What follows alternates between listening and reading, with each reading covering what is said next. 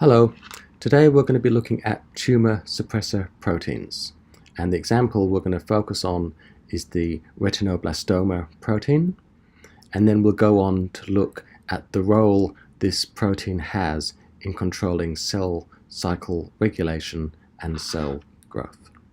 So in the previous lectures we've been looking at tumor viruses, and initially, as a 1970s scientist, it was known that these viruses could cause tumors in some cases.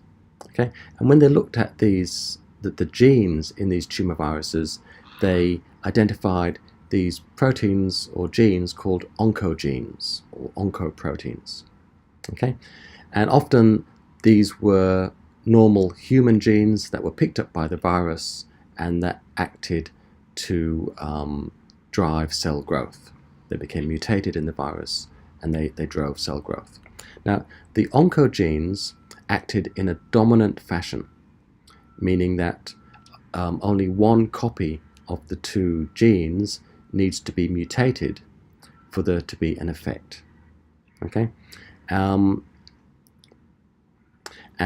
when one copy of the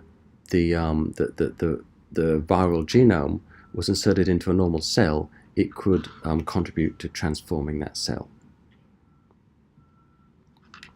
So the viral oncogenes, it acted in a dominant fashion. Okay, so early on it was suggested that maybe cancerous cell growth was a dominant phenotype. Okay, and that the wild type characteristic of cell growth was then considered to be a recessive phenotype, at least in relation to these oncogenes and oncoproteins.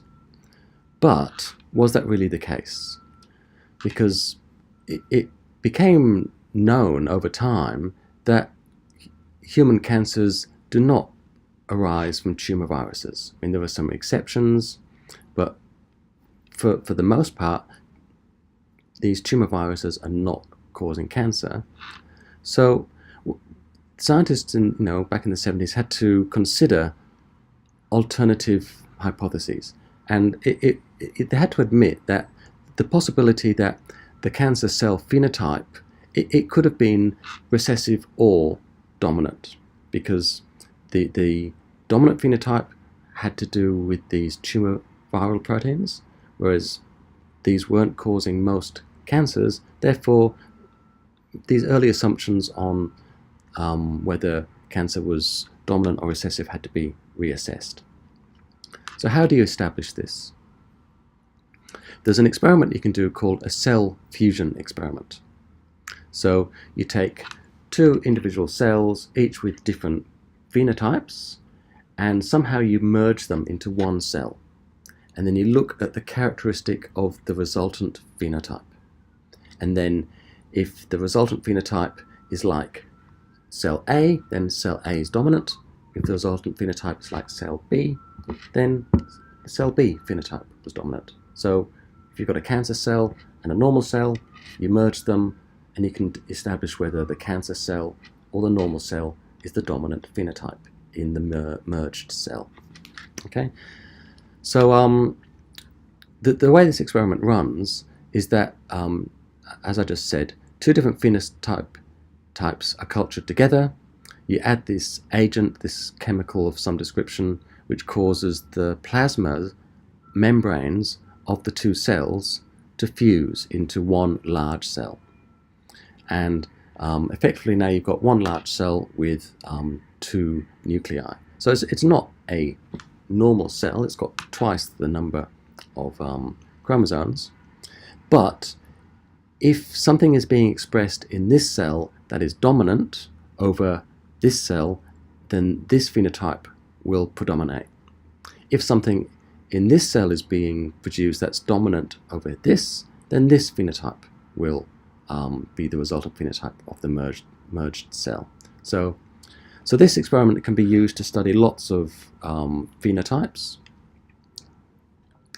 And so when you look at the characteristics of the fused cell, you can then start to look at the phenotype.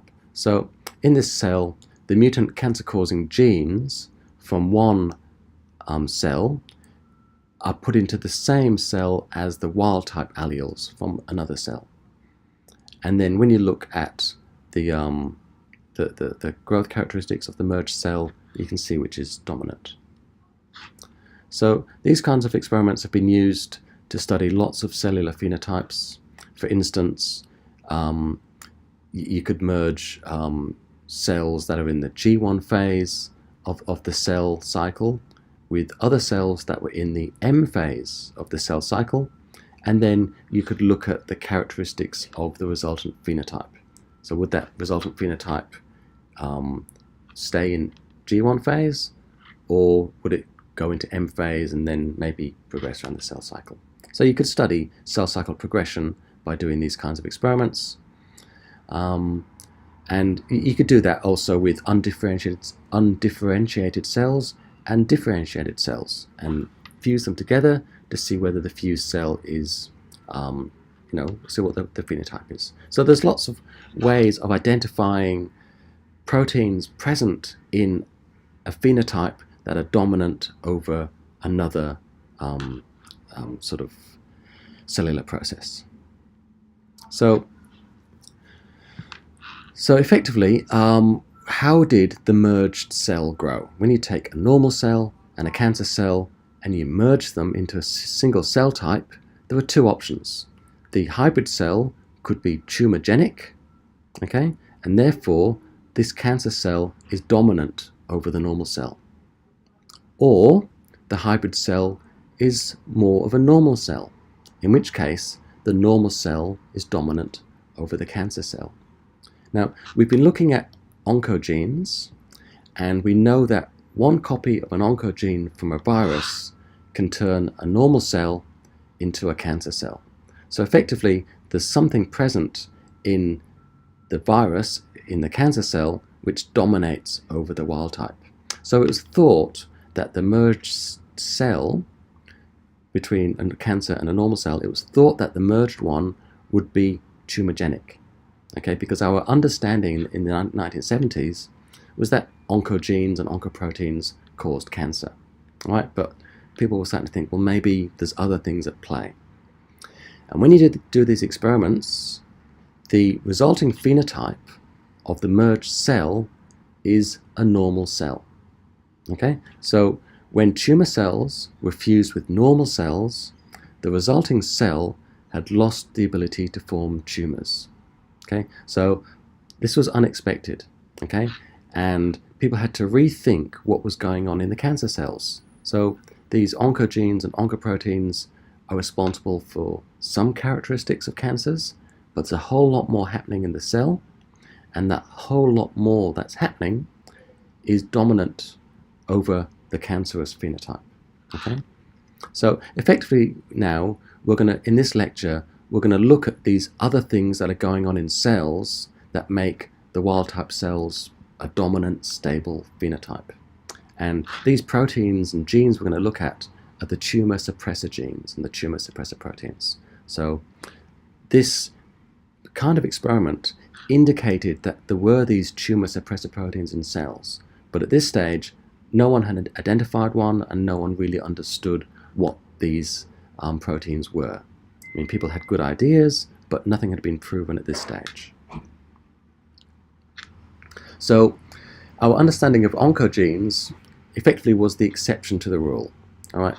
And it's the oncogenes where you get one copy of the oncogene being hyperactivated through those specific mutations. If you think back to RAS, remember there's, the GLI12 can be mutated into, I think it was valine or something, and that gave the RAS protein a hyperactive phenotype.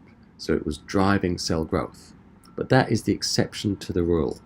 Okay? We also discussed in the last lecture how in cancers there are often more tumor suppressor genes that are mutated than oncogenes.